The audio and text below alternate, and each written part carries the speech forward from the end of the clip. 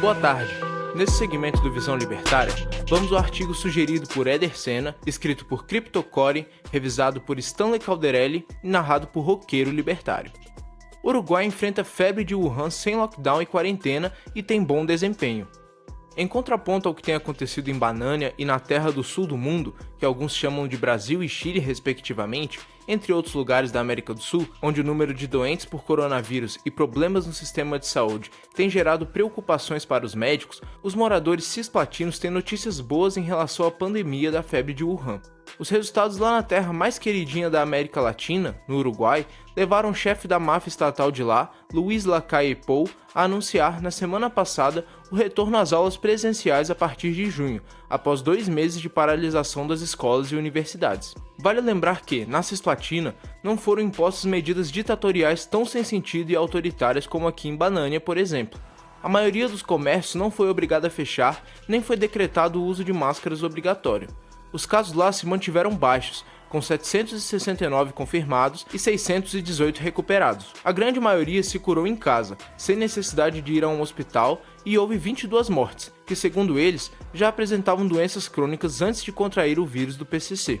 Um fato que deve ser ressaltado é que no início da pandemia aqui, em 13 de março, foram impostas medidas autoritárias, como fechar escolas, restringir realizações de velórios e proibir eventos esportivos, artísticos e voos comerciais. Como ainda havia poucas informações, essas medidas foram aceitas sem muita reatividade, mas também vieram sem justificativas racionais. O governador de Bolacholândia, João Agripino de Tadória, que sabe bem articular a informação para alardear com embalagem bonita pela comunicação benevolente, falou muito que se baseou em ciência, que queria preservar vidas, que as pessoas não ficaram presas, mas salvas. Ou seja, não tiveram nem fundamentação em algo real. Prejudicaram muito a economia.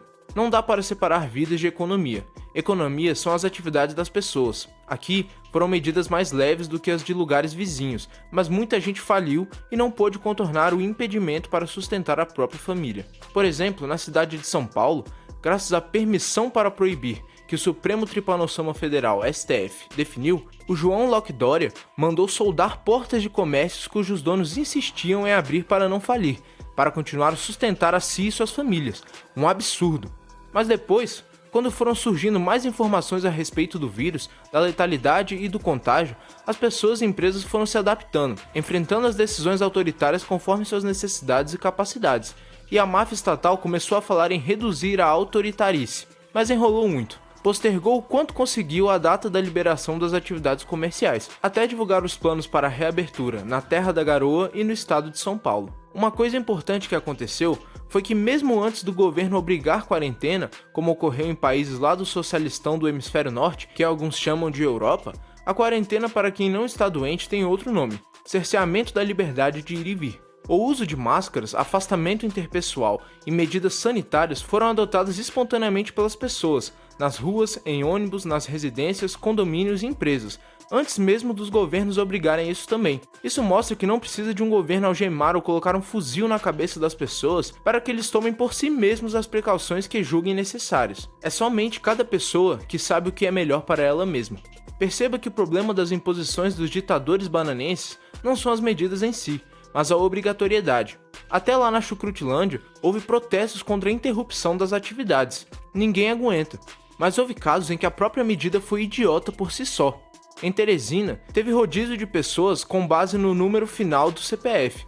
E teve o tal rodízio de veículos em dias pares e ímpares, que Bruno Pé nas Covas inventou em São Paulo. Isso é imbecil. Alguém que criou essa regra usou o texto do rodízio tradicional e esqueceu de apagar a cláusula sobre os carros híbridos. Como o rodízio comum foi pensado para evitar poluição, os carros híbridos não têm restrição e algum bocó esqueceu de tirar essa regra. E ainda, como não sabiam o que fazer com os dias 31 de cada mês, para evitar a incoerência com as placas par, que teriam um dia a menos a cada 2 meses para rodar, deixaram esse dia livre de restrições. Quando soubemos desse rodízio, em menos de 6 horas, todo mundo previa o que de fato aconteceu. Os ônibus e metrôs ficaram muito mais cheios do que antes. Anteriormente, todo mundo estava usando carros particulares ou por aplicativos, e o transporte coletivo estava mais vazio, justamente evitando aglomerações. Mas com o tempo, fomos percebendo que a doença não era séria para todos como se alardeia na mídia tradicional. Então, diminuiu a paranoia e, junto com vários manifestos e tentativas de retomada adaptada do comércio, começamos a ouvir sobre precauções do governo serem reduzidas. Por exemplo, no início, o Ditadoria tirou da bunda dele que a medição da movimentação das pessoas por meio da triangulação de antenas de telefones celulares deveria indicar 70%. Cobrou esse número pedindo reclusão domiciliar, mas isso nunca passou de 52%. Alguns comércios optaram por não abrir, mesmo podendo atender pela clandestinidade, mas é porque não tinha gente para atender, né? O tempo foi passando e quaisquer 5 dias de comércio fechado são um sofrimento gigante, principalmente para empresas pequenas. Depois disso, o comércio foi reabrindo, atendendo com meia porta e tentando voltar à normalidade. Algumas leis foram decretadas para responsabilizar as empresas pelo contágio de funcionários e de fregueses. Antes disso, quem quis manter fechado seu comércio por vontade própria apenas exerceu sua liberdade com a propriedade privada, quis adaptar o trabalho de funcionários para não ter que demitir. Mesmo se alguém quisesse travar as portas por conta própria, a empresa é da pessoa e não seria algo antiético. Erradas são as medidas impostas, seja por regra escrita ou por uso de violência física. Sempre são escolhas aleatórias de mafiosos estatais. Muitos aderiram também por medo de punição e alguns raros entraram na dança, porque acreditaram no terrorismo feito pela imprensa alinhada com o alarde que o governo de São Paulo adotou. E a visão libertária sobre isso? Bem, uma das coisas que ajudou bastante a população a lidar com a disseminação do vírus é que no Chile e no Uruguai a maioria tem acesso ao saneamento básico. Isso é essencial para a higiene geral, mas em Banânia, fora as regiões sul e sudeste, o saneamento básico não abrange todos. Aqui, só 52% têm acesso à rede de esgotos e só 81% das pessoas têm água tratada. Quem lembra do caso dos cariocas com a SEDAI que forneceu água suja? Só para lembrar, ela não é uma empresa que participou de licitação e blá blá blá. É pior, é uma empresa estatal. Além disso, tem eventos de interrupção de fornecimento de água quando a tubulação quebra e inventam de fazer racionamento. O desperdício médio com perdas ao longo da rede é de 30%. Por tudo isso, como as pessoas vão lavar as mãos, as roupas, tomar banho, fazer comida se a água que sai da torneira está maltratada? A procura por água mineral lá em Biscoitolândia foi grande, era o jeito. Tudo isso aconteceu porque o Estado participa do processo. No Chile, 99% das pessoas têm água tratada e 94% do fornecimento dela é feito por empresas privadas. As empresas estatais não têm incentivo para fornecer serviços de qualidade, porque não concorrem com outras, e quem fiscaliza é o próprio Estado. Para que fiscalizar você mesmo, né? As porcarias público-privadas, ou parcerias público-privadas, só são um pouco menos piores que o fornecimento por empresa estatal. Pelo menos é algo melhor do que em muitos lugares do mundo onde o sistema é privado, mas absurdamente regulado, como na terra do ursinho Pooh. O serviço estatal é sempre um lixo.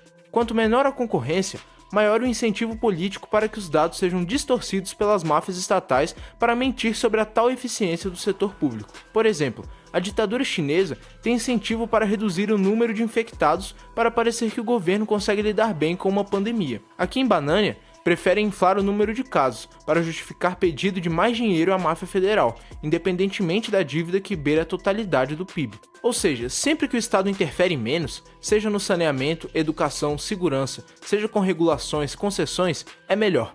Para o combate a epidemias, ninguém precisa de obrigações para saber que precisa se adaptar para não ter que interromper as atividades. A única coisa essencial é cada um querer e poder produzir o que precisa para si e para sua família por meio do trabalho que faz. Sem o Estado, tudo é feito com mais eficiência. No Ancapistão, o interesse das pessoas em se proteger não deixará de existir. Sem intervenção estatal, lidaremos muito melhor com surtos de vírus e quaisquer desgraças. Sem Estado, há mais chance de haver eficiência e, principalmente, mais chance de ter respeito à liberdade individual. Obrigado pela audiência. Se gostou do vídeo, clique em curtir e compartilhe o vídeo em suas mídias sociais. Se inscreva no canal e clique no sininho para ser avisado de novos vídeos. Até a próxima!